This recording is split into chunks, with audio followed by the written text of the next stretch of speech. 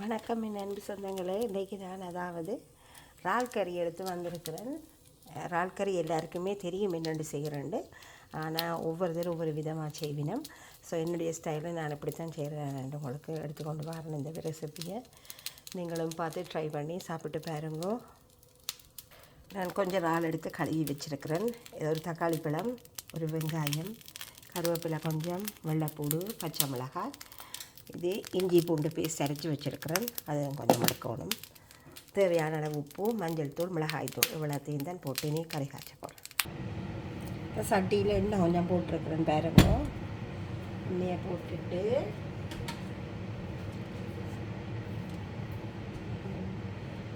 வெங்காயம் போட்டு வளர்க்குறேன்.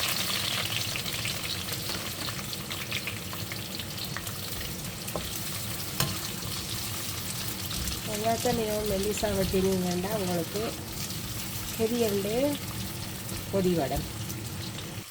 வெங்காயம் கொஞ்சம் வதங்கிட்டு நான் இந்த பூண்டை போட போகிறேன். பூண்டையும் கொஞ்சம் இதோட சேர்த்து வதக்கணும்.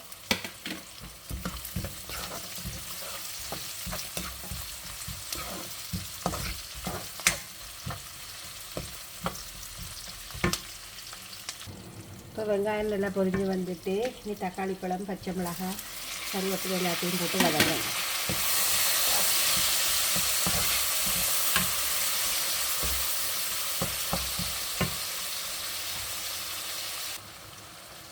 இப்போ இது தக்காளி பழம் எல்லாம் போட்டு நல்லா நெசியாக வந்துட்டு இனி எடுத்து இஞ்சி கார்லிக் பேஸ்ட் கொஞ்சம் போட்டு அதையும் நல்லா ரோஸ் ஸ்மெல் போக வதக்கணும்.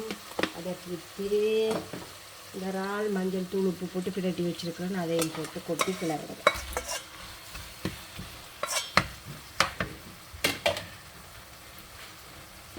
பாருங்க, இது நல்லா வதங்கிட்டு இறால் எல்லாம் இனினால் இதுக்கு மிளகாத்தூளை போட்டுட்டு வதக்கப்போம்.